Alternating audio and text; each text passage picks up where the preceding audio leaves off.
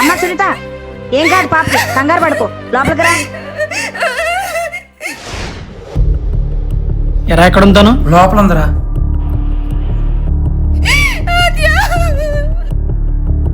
అమ్మా నమస్కారం, నా పేరు నాగేశ్వరరావు. గోపి నా ఫ్రెండే. మీ అమ్మాయి కేసు నేనే హ్యాండిల్ చేస్తున్నాను. మీ పాపకి ఏమీ కాదు, భయపడకండి.